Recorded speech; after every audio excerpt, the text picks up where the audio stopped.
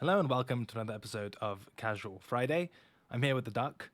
Don, Casual Friday is actually, I think, the most popular show that we consistently put out, which to me it was initially somewhat surprising because I thought people either want just the pure market stuff, which is the Monday thing, or they want the live interaction thing, which is the Wednesday thing.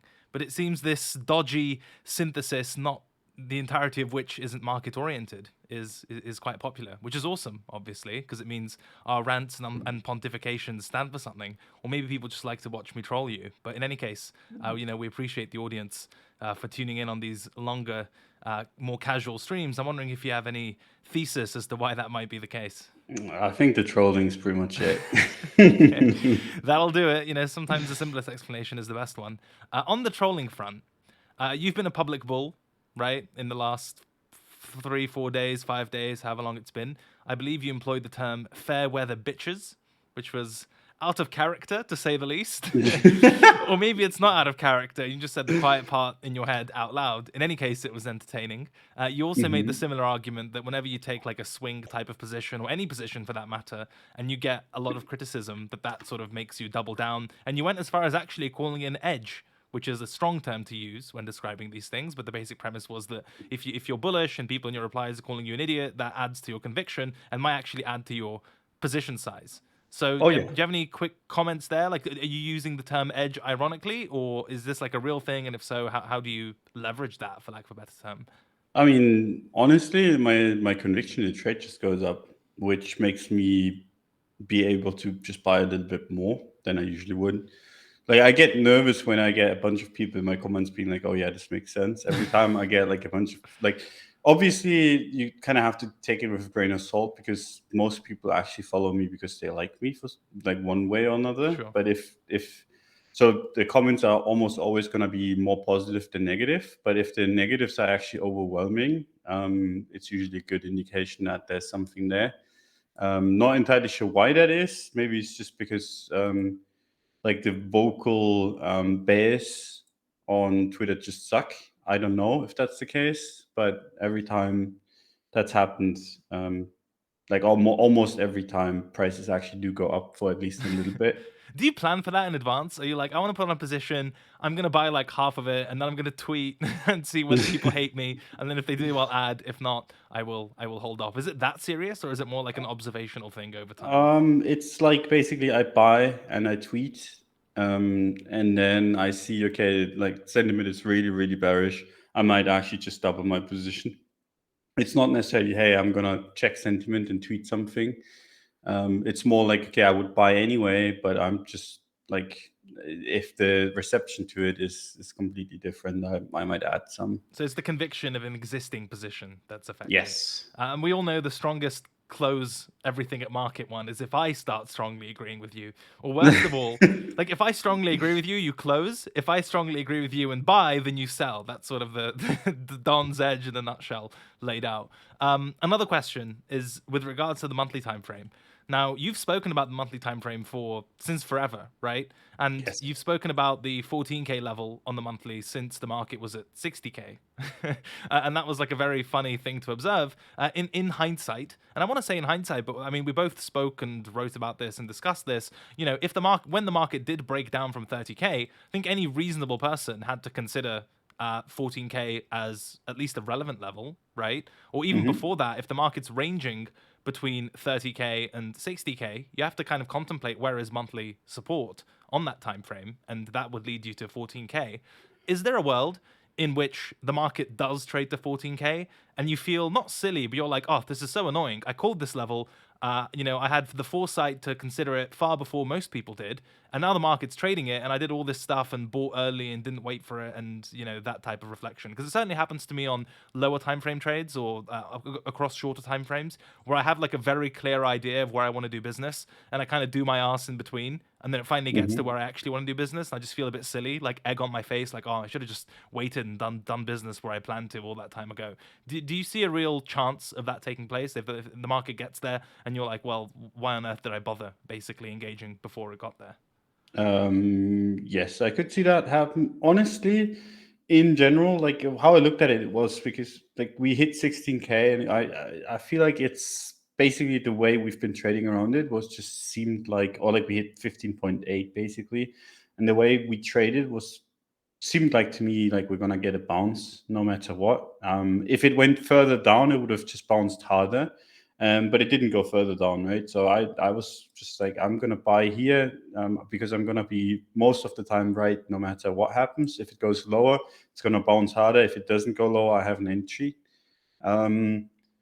But now that we've had a little bit of a bounce, and I mean the bounce has mostly honestly been just on the altcoins. Bitcoin's not that much higher. That opinion of mine like obviously changes. We're in a different situation now than we were like a couple of days ago. So if you go back to the lows of 15.3, 15.7, anything around that area, I think there's a good chance that it's just actually just breaks down, and then we could see 14, 12, 10K. I could see myself, if this happens, to just close out my positions and reestablish them lower. Even like the longer term stuff, just based on the fact on how the chart looks like, because I'd be very, very certain actually that it's just gonna go lower again. Right now, I don't necessarily think that's gonna happen. Like, I don't think we're gonna. I think the low that we set at 15.3K is probably gonna stand. But if it doesn't, I think we're gonna go much lower, which obviously, even with long-term positions, I don't really like. I'm a trader at the end of the day, so I'm down to close them and reestablish them 20-30% lower. Don't really care about that too much, especially if I think the move is gonna come soon. So like I was ready to hold my entry basically when I bought the lows. Now that we've bounced, I'm not ready. It's kind of a weird thing. Like Yeah, I every was going to time say the natural pushback would be that you're playing both sides, or as we say, having your cake and eating it, right? If you're entering outside of strictly technical parameters, the justification would be like, oh, chill out. It's like a 1-year investment. It's a tax write-off. It's cheap enough. I sold at 60K, so this doesn't matter. yes. And like, I get it's a 1 year plus. I'm playing the long game.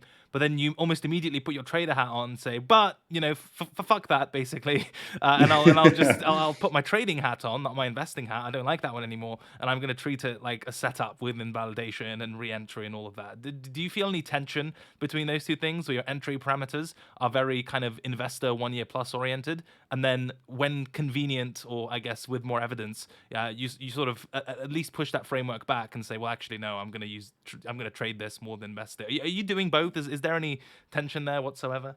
I mean, maybe a little bit, but honestly, it's been doing well for me. It's like one of the ways in which, because oftentimes you can just tell that there's a bounce overdue. And I'm down like this, these kind of price levels, I'm down to hold.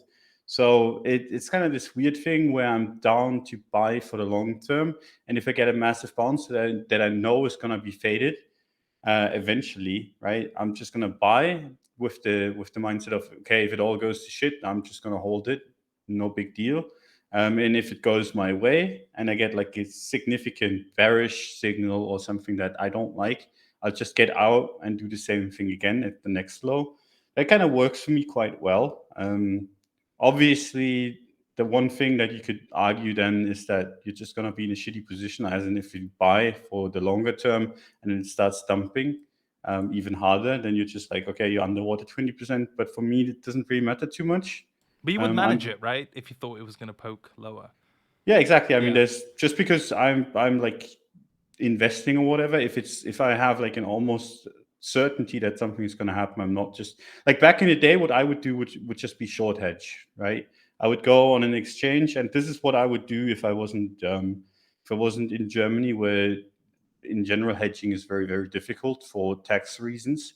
Then I would just short hedge my position basically. So I would keep my long-term stuff, short hedge it, as in short the exact same amount of Bitcoin that I have in cold storage, basically, just on an exchange. That's how I used to do it. Nowadays, I cannot do that anymore. So I actually have to manage by selling coins, which is really annoying. But I mean, it's just how it is. Yeah. So Look, the yeah, charitable interpretation would be the following. It's like if an investing setup, like if you get a high probability setup within an investment, you can choose to manage it as a trader.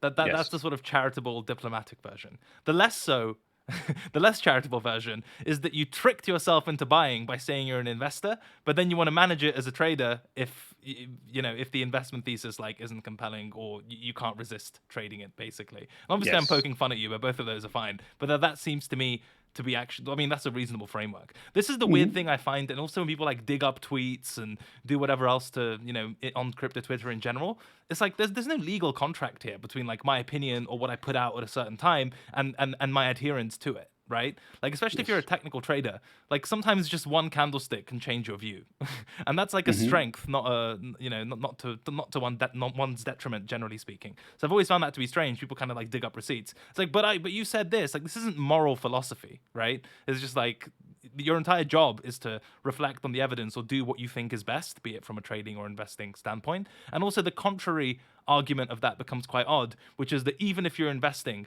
and you get a very high probability signal, because you said you're investing, you then have to ignore it, which is like a Yes. very weird argument to make. But I know that's kind of a tension that will come up nonetheless Yeah, I if you mean, choose to manage a just trade imagine to like, front run it a bit.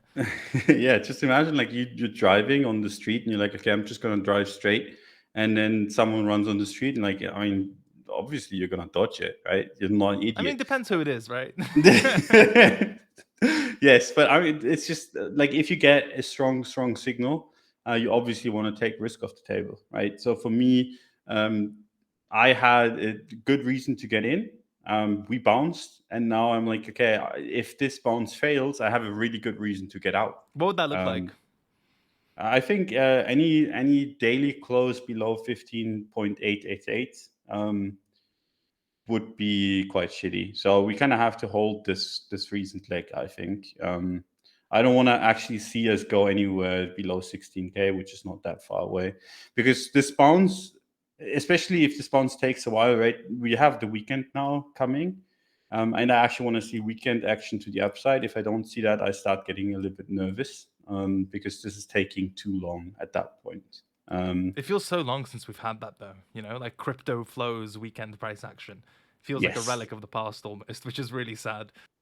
The reason why I'm saying this, right, is because there is actually a really good level to trade if you really want to be trading, which is 19K. The reclaim of 19K would be like very reasonable.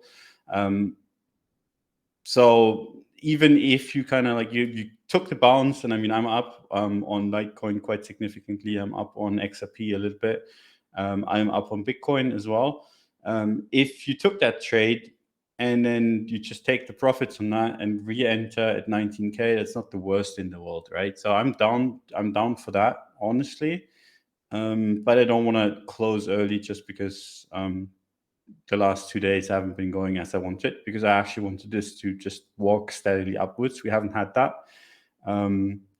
So I wanna see how this goes over the weekend. If it doesn't move at all, I might actually consider closing some of my trades, even though I want them, like I want to hold them, and then reestablish them if they dip, or in general whenever I feel like it, basically.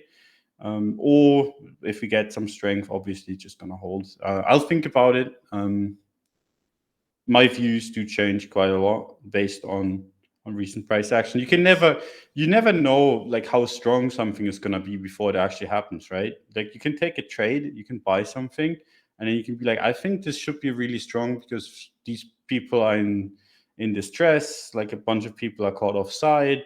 A bunch of people like puke the lows, but you don't really know how anyone's going to react until until it actually happens. So I take my trades. I want to see how the market reacts to everything, and then if I don't see the reaction that I like, I just try again and try again and try again and try again. And at some point, the bear market's over and you have a decent position.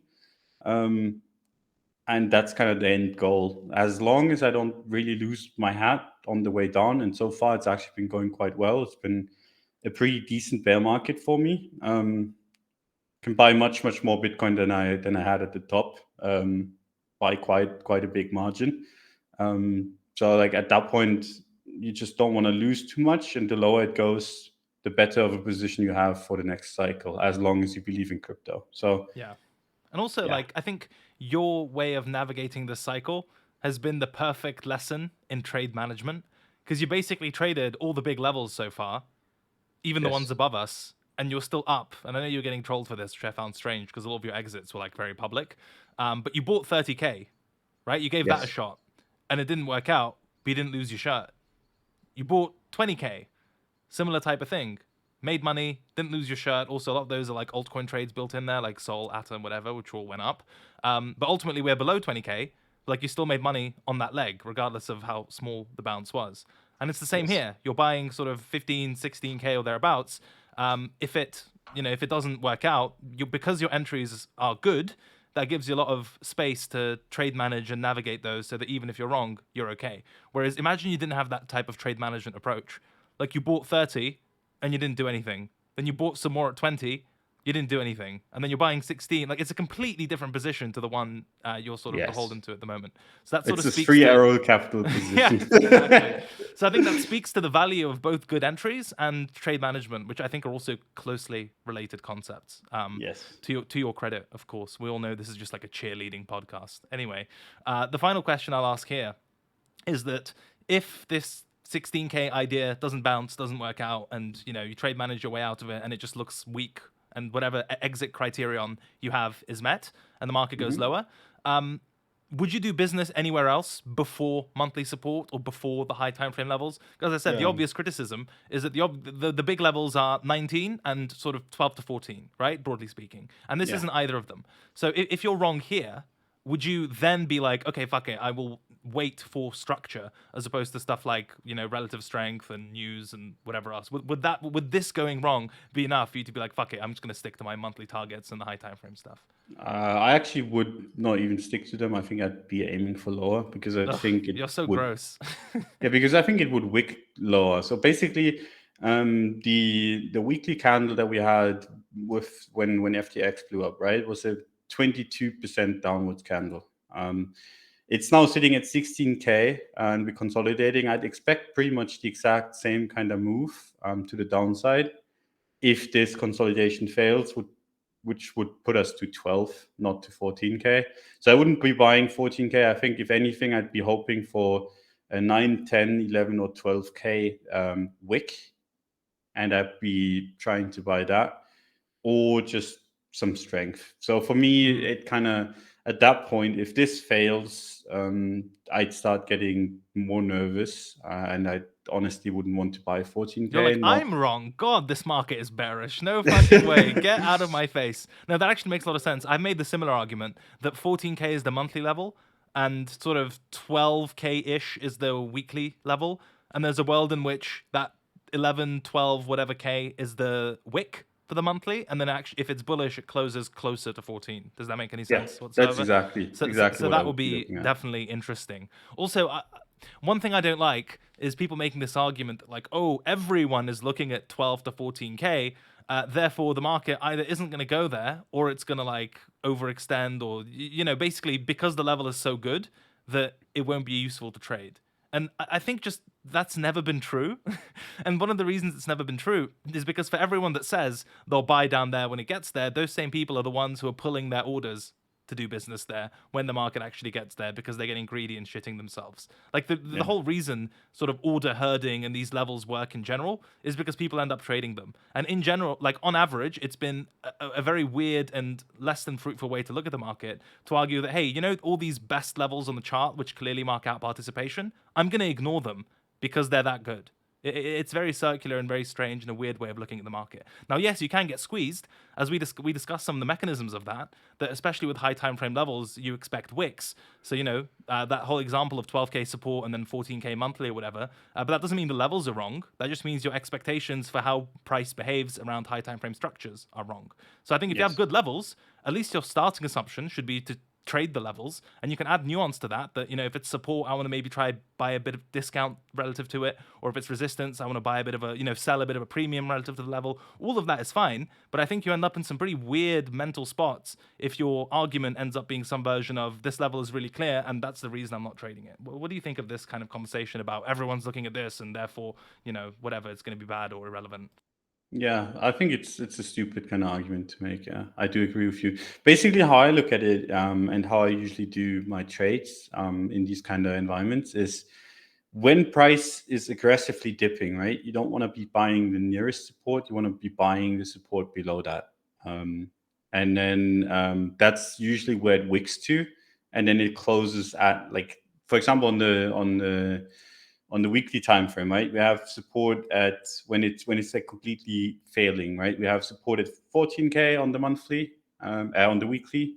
That kind of that lowest like close basically where we had that rally, the bear market, or like the first complacency bounce in 2018, 14K ish, 13.8. And then we have support at 11.5K, right? So if we started breaking down, usually what happens is you approach the first level, and people do look at the same levels, and people start taking risk at that level. And they usually get carried out, and then you actually wick to the second support, and that would be in this case 11.5K. And that's where people aggressively step in, and it actually usually reverses back to the first level anyway. It's just a lot of people got carried out in between, right? So you technically bought the right level because that's where you, at the end of the day, find support. But the wick just carries you out because they can be quite aggressive. Yeah, you misjudged the high time frame wick, basically, right? Like your Exactly. idea is And correct, but the extreme of the idea carried you out, which is sad, but happens a yeah, lot. basically what you want to be doing is you want to have some room between the people that are trading the same level, because they're going to get liquidated into the next level where other people are waiting that are a little bit more cautious. And when the market is really shitty, that's usually what happens. Now, I want to say again, like, I think 16K is actually quite good support. And I actually don't think we're going to break it. That's why I'm in position. But if we do, you kind of want to have your plans ready, right? You don't want to be the guy that doesn't know what the fuck to do now. So you want to be ready to do some business, either at 11K, or if we reclaim something, or just in general know what the fuck you're gonna do. Because the worst thing that you can do, there's a lot of good things that you can do here, right? You can wait for 19K. You can wait for a high time frame close at 14K. You can try to snipe a wick at 12K. That also makes sense. But there's, like, if you don't think about these things and you just do something randomly, there's a good chance that you're going to get completely screwed over, and then you cannot actually follow the plan that you set out, and you cannot take advantage of the situation, because I think this is actually quite a situation to take advantage of for people that haven't been in the space for too long, right? Because if you entered at 20K Bitcoin or whatever, now you have the chance to actually buy it for at least what is to me like a cheap price. It didn't feel cheap at all to me at 30K. It didn't feel cheap at 60. Started to feel okay at 20, but I think anything below 20 kind of feels good. So like there's an Yeah, I'm sure it opportunity feels there. good for a lot of people, Don. Yeah, but I mean, there's an opportunity there that it's just the question of how big is that opportunity going to get, and can you stomach the in between? And yeah, you want to make some plans, but we have a lot of structure to work with now. We have the 20K support, like turned resistance. We have all of that kind of stuff, and that's good news, not bad news, because when you have clear structure, you can actually make good plans. And we haven't had that in a while. Yeah, I agree. And it's also, we're reaching an area where we sort of lessen a lot of the gaps in the market. So part of the reason I was particularly risk off when 30K broke down is because I just kind of looked to the left. And I'm like, what do you want me to do here? 30K was the level, that was the 20K equivalent, the 6K equivalent, whatever. We just broke down from it. And if you look on the left, there's absolutely nothing there. And to nobody's surprise, really, the market ended up filling that sort of structure into both to 20K, and that was like a very one-sided move. Now, yes, you could argue that, and you should argue that the whole Celsius Terra 3AC liquidation thing sort of catalyzed that and pushed the market lower, but that only supports the technical argument that these gaps get filled these inefficiencies get filled quite easily once the trend sort of lines up with them. and then you had a news catalyst and a bunch of sloppy selling on top of that, which only accelerated, quote unquote, the inevitable, right? So that's a consideration sort of worth thinking about. Two final, I think, BTC questions. One is, where do you see resistance right now, sort of intra-week on the short term? My answer to that is sort of 16 point, at least immediately, it's 16.7k, 16.8, which on the daily time frame is just a range midpoint of that 17.6 highest close. The lowest close at 16, the midpoint comes in at 16.7, 16.8. That to me seems at least somewhat relevant. And obviously then there's the range high at 17k itself, and then, you know, whatever, the 20k reclaim levels and so on and so forth. But for me, from an immediacy point of view, it starts at 16.7, 16.8 range midpoint, and the market kind of seems to be responding to that on the daily time frame, but it's kind of neither here nor there yet intraday. So that's question one. Where's resistance now? The second question is, how do you assess the likelihood of a sort of 19k reclaim slash retest? To me, this is one of those where, purely technically speaking, that would be a move into resistance because it was a big support and it broke, announced resistance.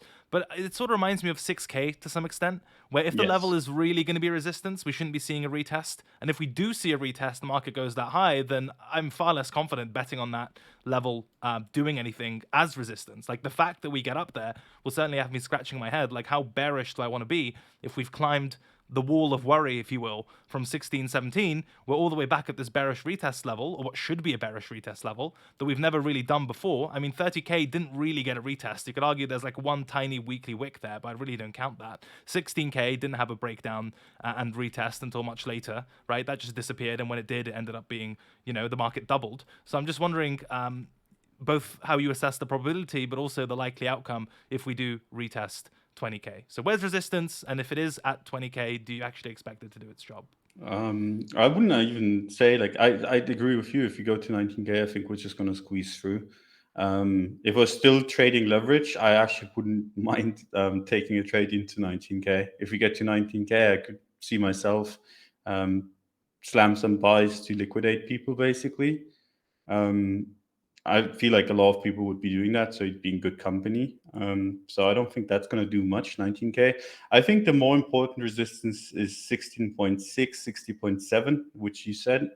It's basically the 3 days before we broke down on the whole Genesis stuff. Like the recent leg on the 20th and 21st of Which November. is still unresolved, which is weird, right? Yes, it's wild, actually. And it's quite strong. This is the interesting part, right? It's not resolved. It's still quite a bad situation, but we had 2 really good days after it.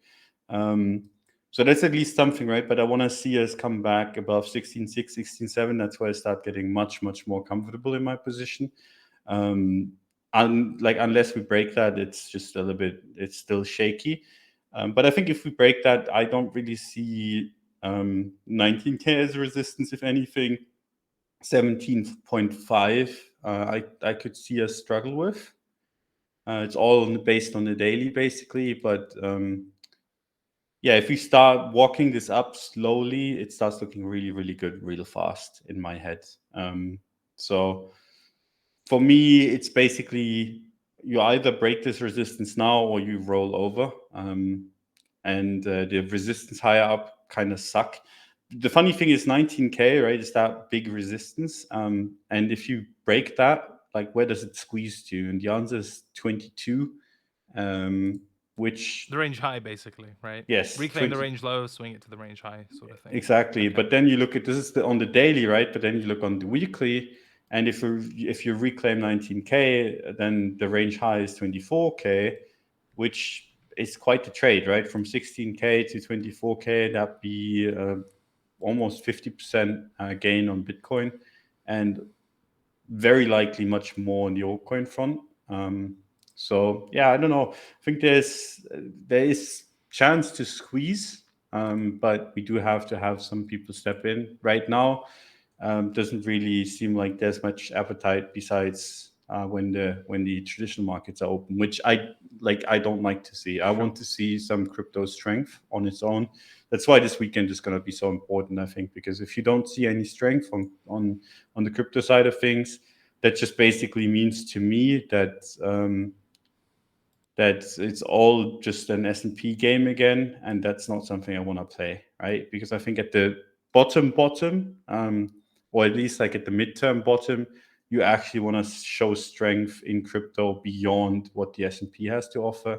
If that's not the case, then I don't necessarily need to trade it. I can just get out of the market again, give it another month and or 2 or 3, and then take the next trade. And I mean, honestly, I don't mind trading like this. Every time I do, I get like a 10, 20, 30% gain out of it. And more important than that, I actually have a position for if it actually goes up, because people tend to forget, but Bitcoin or crypto in general, they tend to move radically. So sometimes you don't have a position and it goes up 20%. So for me, it's kind of like if I get a nice entry, the time in the market is quite valuable because I'm exposed to that upside potential, even in a bear market. Like I don't mind it as long as I don't lose too much money doing it. And so far I've not been. So I'm okay with it. It's a useful distinction. It's like, oh, why don't you just buy it when it's higher? It's like, I can't. I don't know how to. I suck at buying higher. I'm like a terrible momentum continuation trader. I'm certainly Yeah. better than I was, but Christ, Lord knows that's not my edge. Yeah. So it makes a lot of sense to remember that crypto, better than anything else, can just lock you out of a trend, and that works both to the downside, as we saw, and to the upside. By the way, that's one of the craziest things ever. Like, I'll never forget losing count of how many red weeklies we've had. It went from like, oh, 1, 2, 3, 4, and then it just all meshes together, and you're making arguments like, okay, after 9 red weekly candles, it was like a experiment in absurdism. I actually have this completely arbitrary mental model that I'll get to buy somewhere in this kind of 12 to 14K, and then it finally V reverses and goes to 30K to fill the 3AC gap and echo bubble in that area on a 2x. That's kind of my headcanon, my fan fiction for the market, that all these levels are doing nothing. 30K smoked, 20K smoked, middle of nowhere Genesis smoked, and then when it hits the level that no one was patient enough to wait for, that's when you get the final fucking big mean reversion, bounce, doubling, alt season, and then, whatever, echo bubble, longer consolidation, trend continuation to the downside, whatever. But purely fan fiction, headcanon, fantasy type of approach. That will be funny, at least. And I like a bit of entertainment when it comes to my markets. But yeah, I think that's pretty comprehensive as far as BTC USD goes. If we look at ETH, we had some difficulty writing this for Technical Roundup because of the kind of conflicting signals to some extent.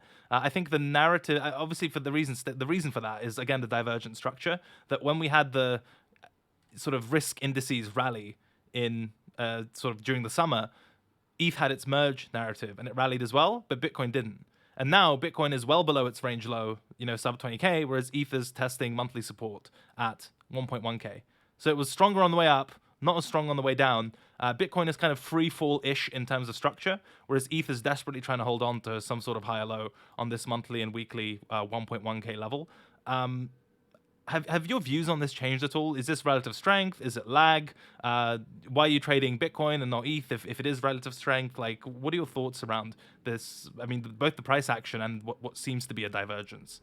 So I actually don't know. Is the answer. I don't know if it's lag or if it's strength. It's really hard to answer. What I can kind of do is just look at the price and look at the levels that it's trading around. And for me, like just looking at the weekly, I have a support box at 1.120 and at 1.2K basically. That's the boundaries. It's basically the June 20th of June boxed out, that weekly level. And we're basically trading in that, right? And that has, I mean, I was pretty, and this is like the thing with how I look at kind of markets in general. Like I was pretty confident that we were going to get a bounce just based on the fact that it's like a really good support, and bad news didn't really do much. But now we're trading in that consolidation, right? And we're using the low as support and the high as resistance. And the longer that goes on, the more kind of bearish I become, because this is the last level before this makes significant new lows. So you would actually want to see buying step in quite aggressively. We had like a little bit of a rounded bottom the first time we hit these levels.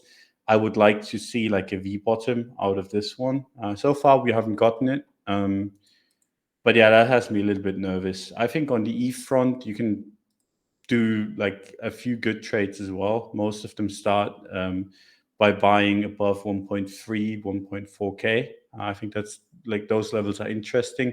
Right now, it's on the edge and it's like kind of like in between support and resistance, and it's quite a tight range. And if it starts breaking down, you're going to see massive losses. And if it goes up, it actually still has to deal with 1.3K resistance. So ETH's just in a tough spot to trade, in my opinion. I prefer, like, I've been chilling Litecoin, I've been chilling XRP. I've preferred the setup on both of them, just based on the fact that they're easier to trade. Because ETH just there's so much. This area is so busy. It's a clusterfuck out here, man. Yeah, Like, and I mean, do you really want to be dealing with that? I don't think so. I think people are kind of looking for charts where it's quite obvious, and ETH just isn't one of them. That's why I've been staying clear. I think if Bitcoin goes down, ETH's gonna go down massively. is that the If Bitcoin, overcorrection basically that usually happens yes, from cycle to cycle? Okay. And yes, that's I below think. 1.1K or like high time Mhm. frame breakdown? Okay. Yeah, Yeah. the reason for that is basically whenever you have a coin or anything really, any market, just hold on onto the last support desperately, like ETH is doing right now. Whenever that support goes, it goes hard, especially when it's been sticking around that support for a while, right? If you just hit that support once and then it bounces and it fails, doesn't have to capitulate hard. But if you hit that level like once or twice and spend some time around there, and people kind of get complacent about the level, then you get these massive wipeouts. And I think that would take ETH BTC quite low, which just doesn't make it an attractive trade. Given I think other altcoins have more upside if Bitcoin goes up, and other and just not being in altcoins is much better if Bitcoin goes down. So for me, ETH's not necessarily the one to trade. I just rather take the riskier, like quote unquote riskier, because I don't think they're riskier, altcoins over ETH, because I think the risk to reward on ETH is just not that nice. I think it's okay. It's a decent play to make, but it's not good enough for me. Yeah. Are you suspicious at all of this daily double bottom wick we have at 1K or just under 1.1K? Because I was kind of one of the setups I was looking for. Like for Bitcoin, it ended up doing it, which is trading below previous week's low and then accepting back inside the range. Like it swept all the wicks on the downside and then traded back within the range. And it's kind of the classic reclaim setup that you like, I like, everyone likes, right? Yes. ETH didn't do that. It just kept in this dodgy looking double bottom from the lowest low made, just under 1.1K, and it doesn't look like it got spiked. That just looks about as clean as a double wick bottom as you like. And this might be just my paranoia speaking. Might just be my paranoia speaking. But whenever I want to get long and I see that below me, I'm like, ah, shit. Like, I know what's going to happen. I've seen this movie before, you know? Like, you get long knowing there's, like, you get short knowing there's a double top above you or a double bottom below you if you're getting long, and it goes in your favor a little bit, and then it just comes down and does the inevitable, and you kind of kick yourself for it. Are you suspicious at all of those lows, or are you not as kind of mystical as I am with that type of stuff? I would be if this was Bitcoin. On ETH, these kind of things happen from time to time, just because it's easier to defend lows. Basically, you just have to pump the ETH BTC ratio a little bit, and that's easier to do than holding necessarily, like just forcing a level not to be undercut on Bitcoin. So like it doesn't really worry me too much, but yeah, it's an odd one. In terms of breakdown targets, has that changed at all? Because if I'm looking at my zoomed out high time frame chart, there's like a 700 to 800 ish area, and then there's like a 400 ish area, and there really isn't anything else that I've Yeah. bothered to mark up. Is that broadly correct? And it's also, I think, in line with the magnitude of the move that you could reasonably expect if the floor falls out, right? Because 1.1K is a floor. If that falls out, you're expecting a big move. 20, 30, if we're getting like 25, 30% on Bitcoin, if it's a classical correction, you expect more on ETH, right? Or at least the same, Yes. if not more, which is what we're talking like 40% plus. And if you go from 1.1K to like, the quarterly level of 700 or the monthly of 600, that's broadly in line with like 35 to 40% on a breakdown. Does any of that, I mean, does that cohere, generally speaking? Yeah, I think that would make sense. It's just basically the most aggressive leg in the bear market. would make sense to me to kind of trade like that. Obviously, wouldn't like it. It would take quite a while to repair that. I think, honestly, like just looking at the zoomed out chart on USD, it's actually not done too much damage yet. But yeah, if you go break the support, we start getting into territory where you have to target 770, and if that doesn't hold, it's basically all the way down to 400 or 500, maybe something in between at 600. But I don't necessarily like too many levels here. I like 500, I like 770, and that's it. At least we'll get to jerk off about on-chain liquidations and all these DeFi protocols, right? That's also the fun part of observing those, which is interesting. You know what? The reason the market, and this is obviously me being satirical and facetious, the reason the market has to go to 450 is because you and I were both bearish that level on the way up because it was monthly resistance. Do you remember? It was Yeah, I do. yeah. I remember that trade because it both carried me out, but also because I had like bare PTSD or just like entrenched bias from that until the market went like much higher.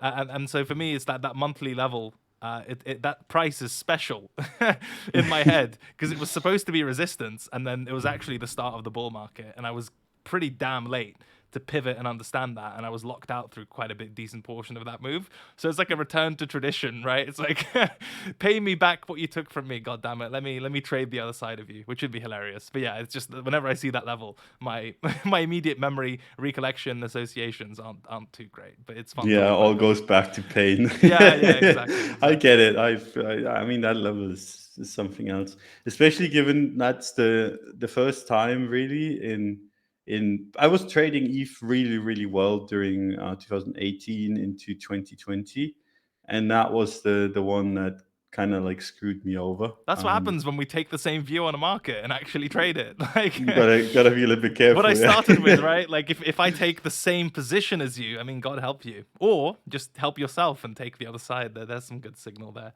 which is a very odd phenomenon, right? Because as much as we meme about it, there is some truth to it, like anecdotally. Even though like we view the market in very similar terms, we write like a newsletter which has to have a shared basis for whether something's bullish, bearish, whatever. But it's funny from like an actual execution standpoint. If we line up and put risk on at like the exact same level, it's always trouble. Even because we both did business on the first test of 30K when it went from on Bitcoin when it went from basically the first all-time high made in the 60s down to 30. We both traded that dip very well. But we traded it completely differently, and man, like got different prices, used different parameters to exit, so that one was safe. But whenever we get like full directional and executional alignment, that's when nothing good happens. So yeah, we'll see how that one plays out. Maybe I'll have to like change my plans just to spare you, basically. Let's talk about some of these altcoins because that's been the talking point both for you and for the market. We'll go with Litecoin first.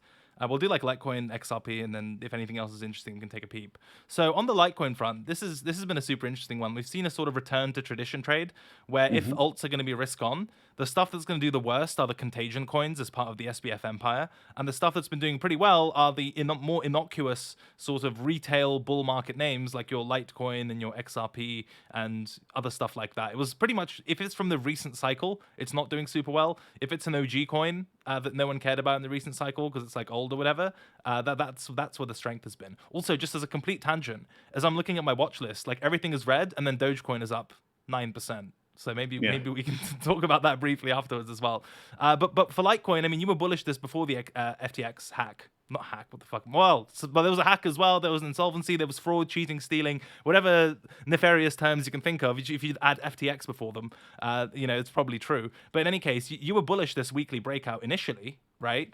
And then the market, following that news, came back, and I think you described it in your stream because I actually watch your content, as gifted an entry on that type of pullback, and then it went straight back to relative strength. So at face value, this is like a non-contagion coin showing relative strength on the BTC pair that's been insane, and then on the sort of USD pair, it looks like a weekly breakout after months of consolidation. It's almost like inverse BTC. I mean, the BTC pair literally looks like that, but even USD pair structure, you basically have a range since June, except Bitcoin broke down from its range from June, whereas this looks to be breaking up, right? And I think in terms of targets, And this is the funny thing, right? People are like, oh, how dare you think it's going to make a new all-time high or go to like 160 or whatever.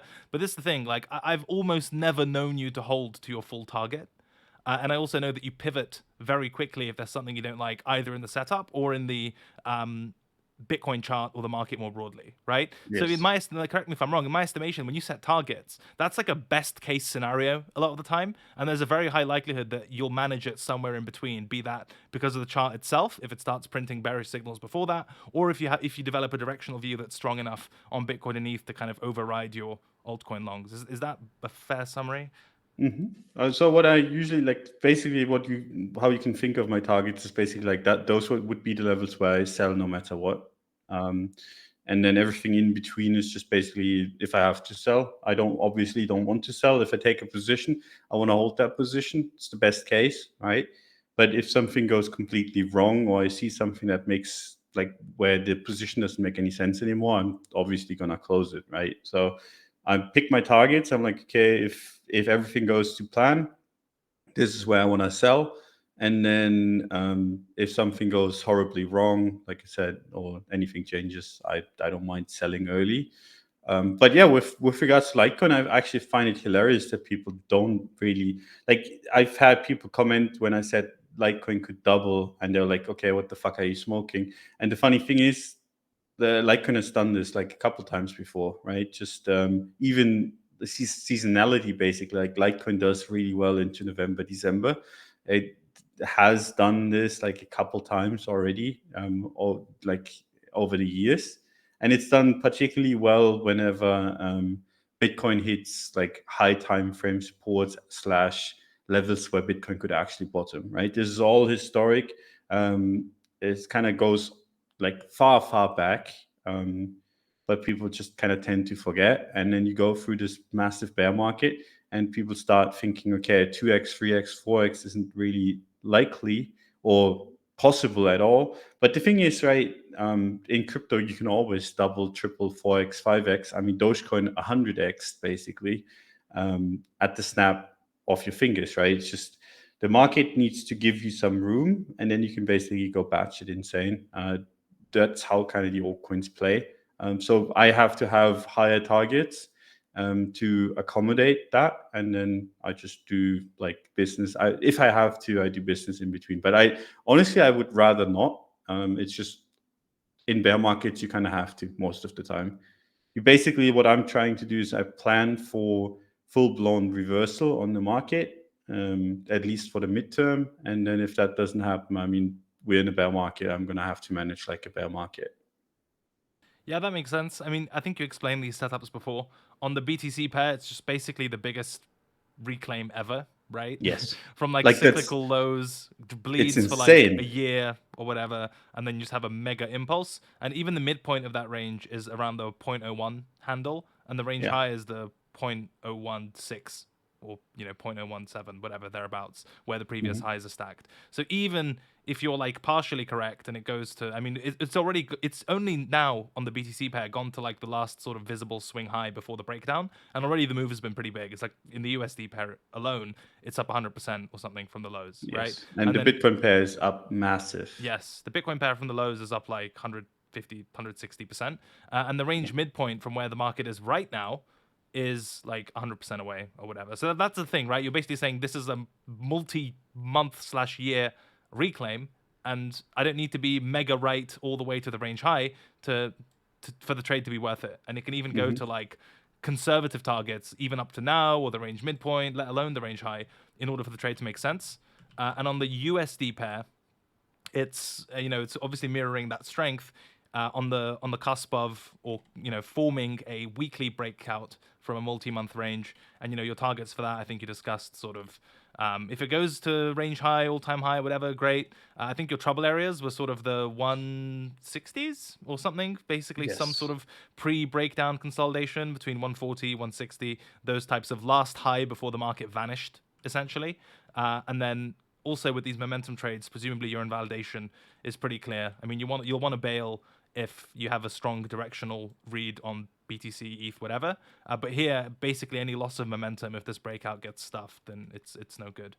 Exactly. I still want to get your view on a weekly structure, which we discussed before, not the one that it's broken out from, but the weekly level at from the 17th of February 2020, which is the highest close made before the COVID crash, and that lines up at around $79.50, $80. That was also the consolidation in November before like the mega impulse, and that the market seems to be testing that right now on the weekly, and even on the daily. If you look at the price action around it, had a very strong day into it, closed below. Next day, inside day. Today, day after that, it's a spike of the previous day's high, and it's currently below previous day's low. Is first of all, do you give a shit about this level? And second of all, is this price action at the moment, be that on the daily time frame viewed on its own terms, or on the 4-hour, a bit sort of, I don't know, droopy, stair-steppy, whatever you want to call it, are there any signals that you're getting, when we're far detached from your kind of targets or reconsideration areas for this, is anything right now making you think, I'm like, might want to cut a little bit or sell some and rebuy lower if I get it? Is there anything on slightly lower time frames, especially the USD pair, that's kind of giving you pause? Not necessarily, no. Like if I look at Litecoin USD and Litecoin Bitcoin, I want to keep holding the position. When I look at Bitcoin on its own, that's where it gets a little bit dicey, which I hate. That makes trading it really difficult, right? Because there's a chance that you actually sell based on Bitcoin being very weak, and then you're actually right on the Bitcoin front, but you still miss out on a massive pump on Litecoin because, and this is something we've seen, right? Bitcoin has dumped, and then the Litecoin Bitcoin pair just eats the entire dump away. That's been happening over. I mean, it's one of the reasons why I entered the trade in the first place. So it's a difficult situation. The only kind of weakness that I see is on the Bitcoin front, not necessarily on the Litecoin front itself. But yeah, I do like 80. The 80 area is an interesting one. It is resistance, I think. It's basically resistance for the people that think that this is a false breakout, because this is a multi-month breakout, right? It's a massive range. It's one of the biggest, cleanest ranges we've had in a long, long time, and we actually just broke it to the upside.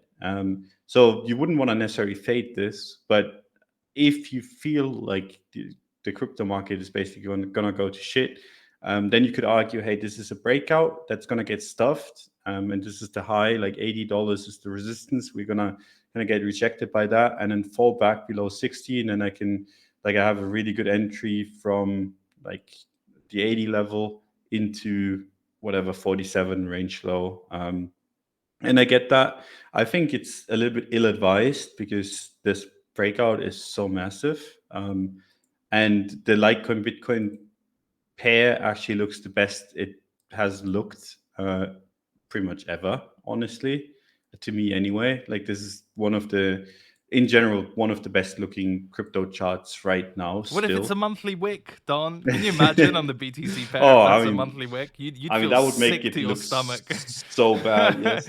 But I don't think it is. It doesn't look like one, but yeah, that would be funny. I mean, it's 5 days left. It would be a big week if big it week doesn't. coming, yeah. Oh no, I don't even want to think about it. That would be precarious. But yeah, I agree with you. It'd be, although listen, if this USD breakout does fail, it would at least make for some good educational content for me. Because I'd be like, oh look, there's this setup, there's this resistance, and so on and so forth, and so I'm kind of rooting for that.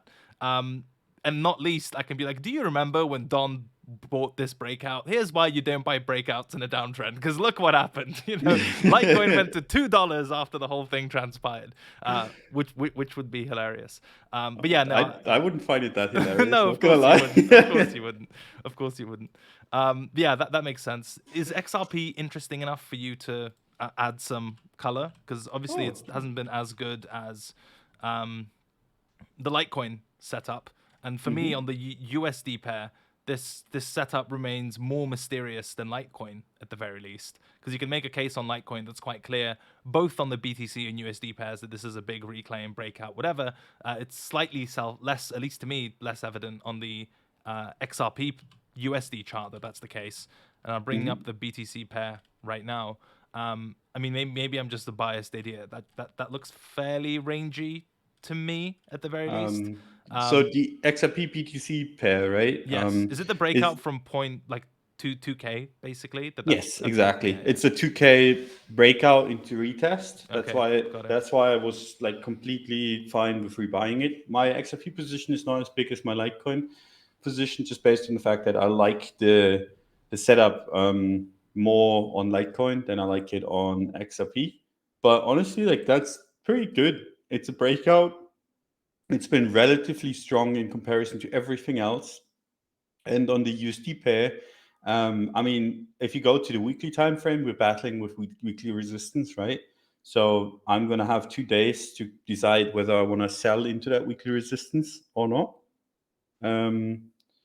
So that's basically on from the 30th of May. It's the one green candle before we started ranging. So basically at 0.38 to 0.4, that's all weekly resistance. Yeah. If we close below that, I'd probably just sell my XRP and be like, okay, I made like 10% in a bear market. I'm completely down with that. If we close above it, that would also be a range breakout, not as a nice one as Litecoin. But the cool thing here is that it's already broken this range once, right? Yes. So if you break it again, especially given the first break was so significant, you'd expect it to just outperform massively. So there's some potential there. And I like it on a daily as well. Like it broke out of like Oh yeah. daily resistance yesterday. There's like a triangle action going on there. If you like draw a trend line from the lowest close of the 9th of November to the 14th of November to the 20th of November, there's like a trend line there. It's a good old triangle with a good old 2017-18 coin. Not hating on that, but yeah, it's not as good of a setup as Litecoin is. The That's trading why. style has to go with the asset, right? It's like 2017-18 coin, 2017-18 TA, 2017-18 profits as well. Yes, I mean, I would love for like an old season in the style of 2017-18 Sure. because that was the easiest one to trade. But yeah, we'll see. And Targets wise also, for this, by the way, that um, might be helpful context wise. My eye goes yes, to 56 cents, but that obviously means it's not resistance because you wouldn't bother. Is there something spicier that you're looking for? Because that's yeah, the a point of dollar. breakdown, right? Oh, what $1? Okay, I mean I should have I seen think it $1 coming. makes a lot of sense. The magnet, bro. It's the magnet. Yeah, I think if we get some sort of reversal on some of these, I think those kind of levels make a lot of sense. $100 for Litecoin is like a magnet. I think the same thing is true for $1 for So XRP. a humble 140% up on the USD pair from here. Yeah, I think that's not too far fetched. I think that's if you bet on a reversal, that kind of level makes sense. If you're just betting on having a good trade, I think you'd want to sell. Honestly, probably both of them. If you just want to have like a daily setup, I'm betting on more. Like because honestly, kind of just buying all of this and kind of taking the position and having this kind of setup, it doesn't really like just doesn't make sense for me at least to just hold for a day or two. But 20-30% gain from the buy that I had on at $60 on Litecoin. I mean that's a good gain, right? Even during like a bull market, you'd be happy with that in any For other sure. sector than crypto. So it's not like this is like you shouldn't be like it's out of the question to take profit. The only reason why I'm holding is because the setup is so good that it would allow for this to completely reverse course. And I like to try to put myself in a position where if something goes completely crazy, I can take advantage of it. And Litecoin is in that position. I think Litecoin, for example, could go to 300 if everything reversed course quite easily. Now, is that very likely? I don't think so. But I think the chance is high enough for me to just hold on for a little bit longer. But the more sensible approach, especially given we're in a bear market, is to just take whatever you're given. But then you have to know that there's gonna be a time at some point down the line where you bought a thing, you sold it for 30% gain, and then it went up 10,000%. And that is something that will happen eventually. It's just a matter of trading style, right? And I'm very much the person that likes to take the 20-30%. But sometimes I try to aim a little bit higher. But oftentimes it doesn't go as I wanted to, and then it goes up 50% and it goes back down 25, and I sell, and then it goes down another 50%. But I mean, that's just how it goes. Yeah, it's like pointless to assess a lot of these statements without knowing your context of trade management. Like on its own, for example, if it pumps from here and then shows some sort of weakness and falls back, if you were to take a static view of what you've said, you would say, oh, well, it didn't hit 140 or whatever, so Don must be wrecked. Whereas, as we know from your trading at 30k, 20k, and Sol, Atom, etc., that's like very unlikely. So Yeah. I think a lot of the statements basically have to be contextualized within an active trade management framework, which you'd expect given the trend conditions that we're in broadly, and that these are counter trend moves. Like generally speaking, if you're counter trend, you need more management. At least the way I've sort of I contextualize these things. I personally wouldn't mind if Litecoin puked a bit lower, because then I would look really intelligent on a short term trade I took earlier. But now that I've said that out loud, it's the bottom. So there you go. And if you're wondering, watching this replay and Litecoin's at like $100, hey Cred, where's the video where you explain your short-term positioning? The answer is I'm simply too embarrassed and we're not going to talk about it. So there we go. Final bit of charting, and this is an odd one to look at. I know it was the kind of Thanksgiving and holiday and all sorts of stuff around the S&P 500.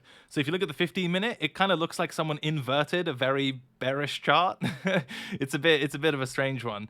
But macro stuff, legacy stuff, public holiday, whatever.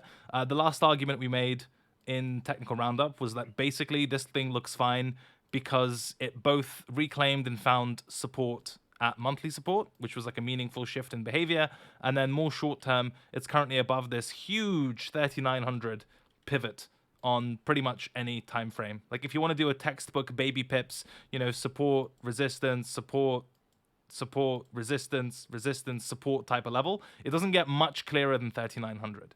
That's like intelligently designed, if you will.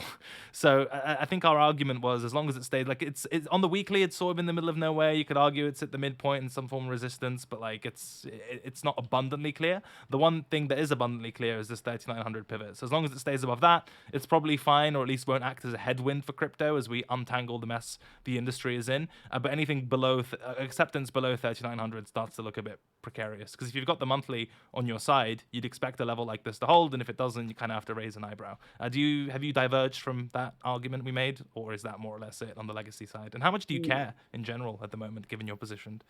I mean, I hate to say it, but I do care.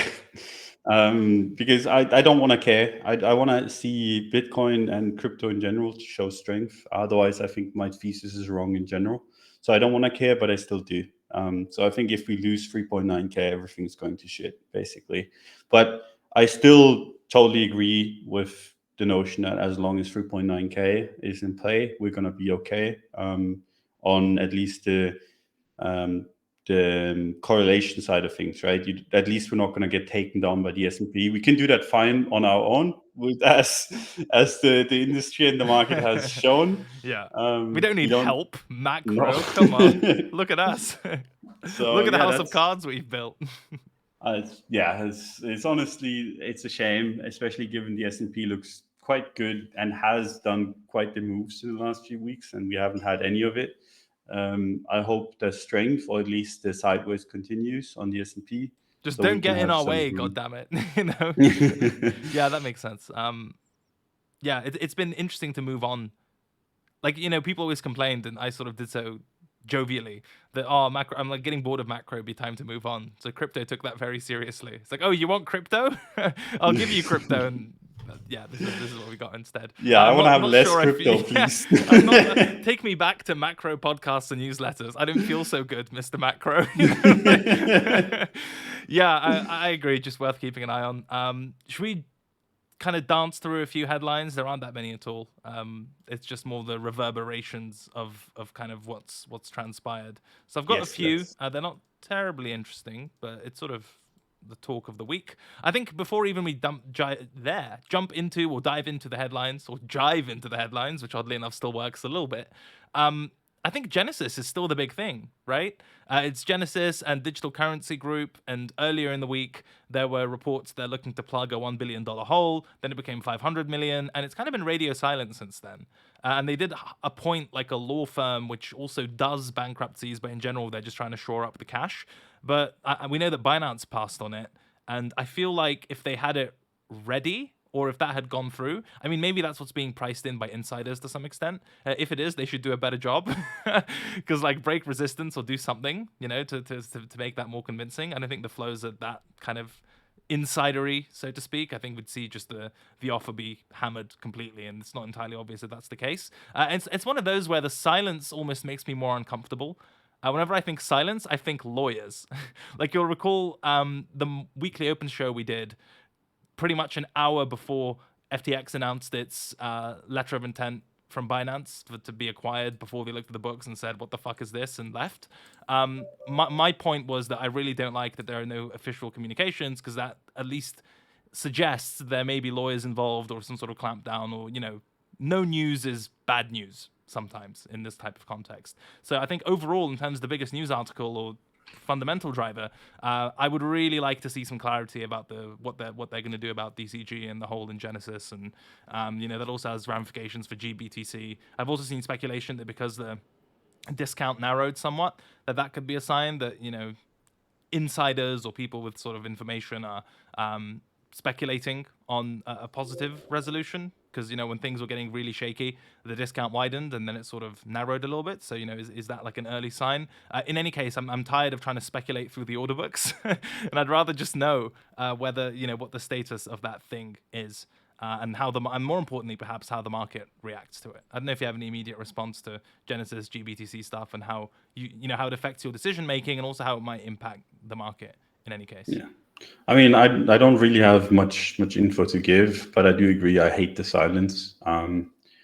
It's just every time people, like, it's so weird. We're so connected, right? And everyone's on Twitter in this space, that every time you don't hear from someone when something goes wrong for half an hour, you're like, okay, what the fuck? And we're kind of in that same situation again. And like you said, it's just the thing where it feels like the next thing you're gonna see is from a lawyer, and you don't want to see that. I think we shrugged off the bad news really, really well. So as long as there's at least some sort of okay-ish resolution to this, I think we should go up. It's just a question of, are we gonna get that? Because the more news come out, the worse it kind of seems. I'm surprised. Like the strength of crypto has surprised me in that regard, because the whole situation seems quite shit, to be honest. And it's the old question that we always ask ourselves: is it lag? Is it strength? Who knows? But yeah, for me, it's not entirely clear. So I'm just gonna trade the charts mostly, and hope that that's gonna protect me from like making false assumptions, and then just like always be active on Twitter and see if there's anything new coming out. But bro, the chart has all the information. We just can't read it. We're too dumb. We're not the learned priests who can read the news from the chart, type of thing.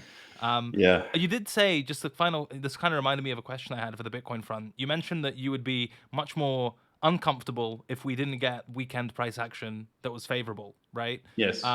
What's your bare minimum requirement to be like, okay, this is fine, I can hold it into next week, which we kind of expect to be more news and headline driven, right? Because if Genesis GBTC stuff comes out, Genesis DCG stuff comes out at some point, it probably won't be over the weekend. It'll probably be during the week, right? Yes. Then at that point, you will have likely established whether you want to hang on to this thing or not, given the weekend flows. So what do the weekend flows need to do for you to be like, okay, fine, I can at least stay exposed and wait, news or no news? Is it the break of daily resistance? Is it a weekly close type of thing? What are we looking for? It's the daily. I mean, the weekly close has to be green. Sure. Because we are holding on to, like, we actually, for me at least anyway, we exactly closed that support. Yeah, which it's is that 16, underside candle. Yeah. Yeah, 16.47. That is support. We closed on top of it twice. We have now a green candle. I like that kind of look, right? I like it when we completely new? Can we start rounding out on top of support that needs to be held while everything else is going to shit? I like that. That has to maintain. And then when I go to the daily, I actually want to see it close above 16.6, 16.7. Would make me feel sleep much easier. So is this a mechanical thing? Like any close below 6.7, fuck off, I'm out? Or is it like discretionary assessment? it's still discretionary, Okay. but I mean, the thing is, like every second that we're not trading above there, is like is one where I'm reevaluating if I should actually be in the trade or not. Sure. And if we kind of run into that, and if I have to kind of stick with that for a couple of days, at some point I'm just like, okay, I'm getting tired of this. I'm down to reestablish position at another point, but if we cannot even go that far, then I'd rather just give it some room. And obviously, oftentimes what happens is you close your position, it dips a little bit, and then completely rallies all the way through everything that you thought was important. But that's okay. That's trading, right? You don't actually have to always take every move. And I mean, I'll take a 10% gain at the end of the day. If that means that I dodge the big nukes. And I don't know what could prove that strategy better than the last year, basically. It's been doing wonders, just being a little bit on the defensive side of things. Yes. And honestly, anyone that's been waiting for strength has been doing really well because there's not been a single piece of it. Thanks. On Love the you too. weekly time frame, nothing. So yeah, we talked about this before, but I always think whenever I see people make fun of you for not taking trade, I think they're idiots, because that's one of the best things you can do during markets. And it's such like a waste. this. There are so many better ways to make fun of me. It's like, Yes. why would you go for that one? I'm so rich of content. If you want to go down that route, you might as well use the best weapons available. On the news front, the first one is Consensus says it collects IP addresses of MetaMask users via Infura. And there was Consensus announced an update to its privacy policy, and it said it collects IP addresses of MetaMask users who connect to the wallet via Infura. It's also the default RPC as far as I'm concerned. And so again, classic OPSEC concerns, and crypto people understandably hate all this type of tracking stuff. And it also just speaks to something we've spoken about before, which is actually how centralized a lot of the infrastructure for this decentralized technology is in its current state. So that's kind of the shitty part, the privacy leak concerns associated with probably the most widespread product in crypto, or among them, certainly. Maybe the upside of this is that during the backdrop that we have at the moment of self-custody and better privacy, better OPSEC, better reduction in counterparty risk, and so on and so forth, maybe this just kind of just adds momentum to that and pushes us further into gaining good counterparty risk practices and better privacy and building tools for people after the centralized failure that we had to take these things more seriously. But this, I mean, no one was happy with this news. Do you have any, I mean, what do you think? It just seems like a classic type of privacy crypto friction. Yeah, it's just honestly, it's just sad. Because I mean, everyone's been using MetaMask, right? And everyone's been using these kind of services. And yeah, I mean, the reason why a lot of people use crypto is because it's different, right? And if you start employing all the same things that you have in the traditional market without the protections, right? Yes. That's the shitty part. You're doing all the data breaches and you're sort of leaning into all the privacy concerns, but you don't have any of the protections that sort of make the trade-off at least considerable for some people, which is crazy. Yep. And here it's IP address and then Ethereum wallet address. Isn't that insane? That's like everything. Yeah. Not great. Not great. Not great. Very, very bad. You can leave it there. Sam Bank. I mean, look. This is one. Sam Bankman-Fried says he'll speak at New York conference. Other scheduled conference attendees include Vladimir Zelensky, the president of Ukraine, U.S. Treasury. I probably mispronounced his name there. I don't speak Ukrainian. I only speak Russian. So I probably butchered it. Apologies. U.S. Treasury Secretary Janet Yellen. I mean, come on. And Meta CEO Mark Zuckerberg. Hey, maybe Sam can compare the FTT chart to the Meta chart, and they'll find something in common with him. But jokes aside, look, I consider myself like a liberal, right? In both the classical sense, but also in any of those like political compass things. I'm like slightly, like sort of in the middle and slightly to the left into the green box, right? So like marginally center left. And so a lot of the prevailing narratives in the past about how, you know, journalists are idiots and they're unnecessary and it's all a scam and these people are bad faith paid for actors and the media establishment is inherently untrustworthy, fake news, or this type of stuff, it doesn't exist to the same degree in the British tradition, right? For us, we really believe in the whole the press is the watchdog of democracy type of argument, and the press and press accountability have an important role for rule of law and good governance and all these accountability mechanisms. And those are things I took to heart growing up here and in line with my own philosophical and political beliefs. And so whenever I've seen this kind of denigration of journalism in the press, especially, you know, more on crypto Twitter, I've always been somewhat reluctant to agree and thought it was exaggerated. But this is the type of thing that convinces you. And I'm broadly referring to the type of media coverage that this entire debacle has received from legacy media, especially as further allegations unfold of the SBF empire essentially investing in sort of media houses and journalists and having their sort of fingers in that pie. And the coverage has been absolutely shocking, right? It's been absolutely outrageous, the way these people have been portrayed. And now we have like a really good evidence of the malfeasance and the wrongdoing involved. You have Sam himself saying that, oh, it's like an act. I don't really believe in any of this EA stuff and so on and so forth. Nonetheless, the coverage has been so bad. Like, oh, these philanthropists, they just lost a bit of money. And then, oh, the empire, which wanted to help pandemic prevention, has fallen. And it's been disgusting. It's been tone deaf. It's been almost, I think, in bad faith. And we even saw some crypto native publications such as The Block, which I criticized only because I like them so much, says that, oh, Caroline Ellison casts a complex shadow, and all this media whitewashing. It's been absolutely disgraceful, to the extent of making someone like me, who's very much a liberal when it comes to the media type of stuff, certainly question my assumptions, given how the coverage has been conveyed. You know, the counter argument would be some version of, I don't know, Hanlon's razor, which is don't attribute to malice, which can be explained by stupidity. Maybe these people are just really fucking dumb, but you know, if you compare, for example, the New York Times coverage to when Coinbase had internal political staff or when Kraken had internal political staff, and the sort of scathing, seething language used there versus actual multi-billion-dollar fraud, the mind boggles, and it's very frustrating. What do you think of, I mean, this specific thing of him speaking at the New York conference? I think it's going to be remote, if I've understood correctly, but you never know. And also just the coverage in general of something so appalling. I mean, it's just horrendous, right? I have no idea where this is all coming from. Like, if this is really how easy it is to kind of influence media, I mean, dear God, right? Because it's very obvious what happened. Or it's like not necessarily like the details, but it's clearly obvious that there's been fraud, right? And that customers been like stolen from. Like, how can this not be the focus of every single story? Like, hey, they took customer funds and they used it for other shit, and then they pretended they still had it by kind of like saying they're shitty coins that they themselves made up with like an FDV of a bajillion, right? Cover the customer. Like, how is this not the big story? And how is it like twisted and turned into like a way that makes it seem like there's just like this unfortunate accident? It's very clearly not an unfortunate accident, right? At best, it's complete and utter incompetence on the side of Sam and his closest allies. And at the worst, it's just clear fraud.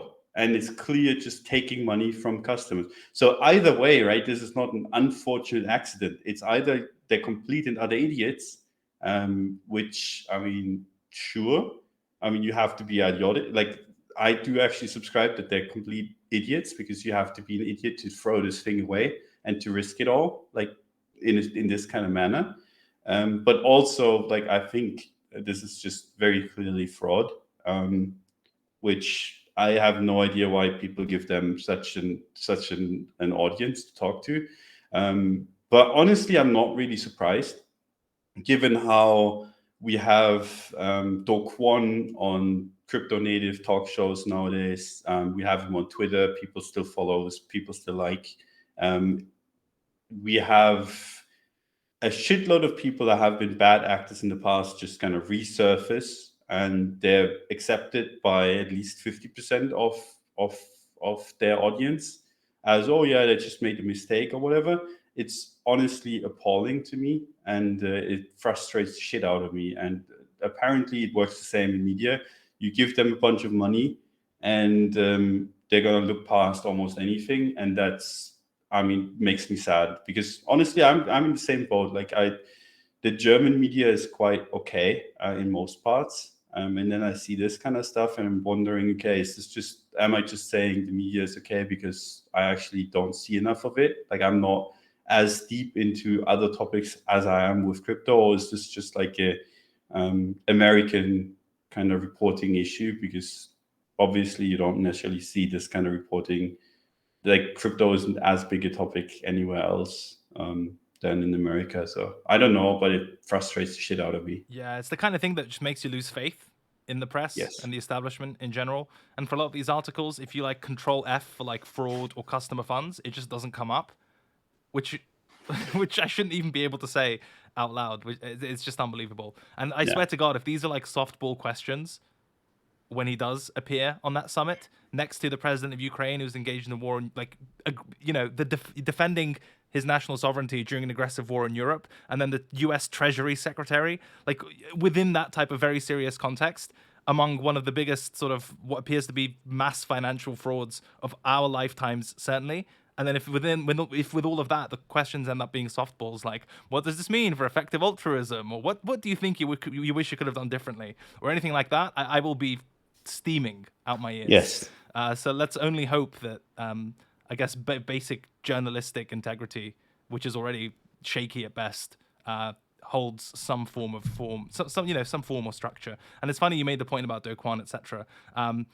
The Arrows duo has also seen this as an opportunity to emerge back into the public face, which is so cynical, right? Because essentially, like, oh look, there's someone who's worse than us, and someone who's like the current villain and the main character. So we're just going to sneak our way back into crypto Twitter and start posting in a very heavily type of moderated way, without really conceding.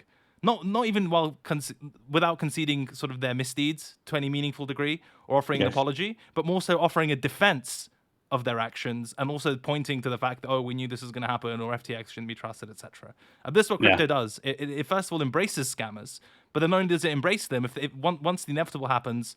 And again, I'm making a broad point, not calling anyone a scammer. It's a separate sentence, separate paragraph. But this is like a general behavior in crypto. They will gravitate towards these types of people, undefined persons. And then even after they get fucked, at least half of them will come back and beg for more, which is bizarre.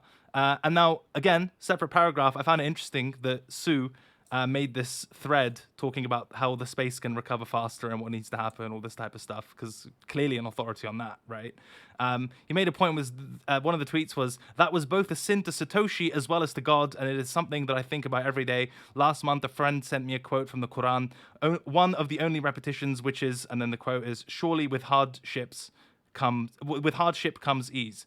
Now, if you knew anything about Islam, what you don't do is say Satoshi as well as to God, because I think Islam, out of all the monotheistic religions, is one of the most monotheistic religions out of all of them. You know, especially compared to Christianity, they don't have like a Trinity, and the Father is God, the God is God, the Son is God, Holy Spirit, Father, Son, and Holy Spirit. They don't have any of those ideas. So just that in its own is so tone deaf. Being like, oh, quote from the Quran, and then you kind of equate Satoshi and God in the same sentence. As someone who likes philosophy of religion, I just found that small detail very cynical and very interesting. But yeah, I mean, this is the space. This is where we live. So, as a community, as we've argued for a year now, we show no willingness to clean up clean our own rooms, frankly, or our gardens or our sheds or whatever you want to call them. We embrace these people, we welcome them back, and our standards are low and our self-policing non-existent. So I can't really be surprised that people act in the way they do. The people who rise to the top contain those types of characteristics, and that even if they do the worst things and come back, that there are people waiting to embrace them. That just has never changed, and at this point, I'm really not sure that it will. The final bit: Binance releases proof of reserves system, starting with Bitcoin. This is good. They have like a full Merkle tree, I think, where you can like verify your balances, and now people are nitpicking that and saying, the whole reserves doesn't mean proof of like liabilities and whatever else. But for me, like, this is a wonderful start. It's a move in the right direction, and something rather than nothing is certainly better. And I'm sure that, especially Binance doing it, will kind of push other exchanges in the right direction towards more transparency, better tech, and hopefully more confidence in the ecosystem. So I know it took like one of the ugliest blows the industry has ever seen to facilitate that type of change, which realistically should have been there in the first place. And people like Nick Carter have been arguing for proof of reserves long before any of this type of stuff. But if this is what it takes for us to put better checks and balances in place, I'm sooner is better, or late is better than never, I suppose. Totally agree. I mean, yeah, the better, like, the thing is, like, whenever I say this, I kind of feel like it feels not really like it's gonna happen. Like, every time something bad happens, we're like, oh, but maybe, and then just keeps on going. So I'm a little bit cynical on that front, but I'd be loving to be kind of proven wrong on that. And if there's one kind of situation that can do that, maybe it's this one. Fingers crossed. Until we kind of go from this stupid, like, celebrating these bad actors and in general, like, just falling for every single scam left and right, I'm just going to be in crypto trading it, taking as much money out of the market as I can. If that changes, I'd be more than willing to actually look at it more from an actual investment point and not one where I'm just like looking for a trade all the time. But right now, not really seeing that yet. But hopefully, maybe we just need a couple more years and enough scams and enough bad things to happen for this place to actually just clean itself up. I know we've been trying, but it doesn't really seem like it's going anywhere. So it is what it is. What a positive note to end on. But I think, yeah, that's us done. Duck, thank you for your time. To our audience, thank you for listening and staying with us. Like, subscribe, do all the normal YouTube stuff. Technical Roundup, still alive and kicking. Monday markets, Tuesday newsletter, Wednesday live stream, Casual Friday on Fridays. Leave us a comment. What did you think? What do you disagree with? Are you outraged that we're like somewhat libs, which isn't terribly surprising, but there we are. More loss in viewership incoming. But that's all from us. Have an excellent weekend, and we'll see you next week.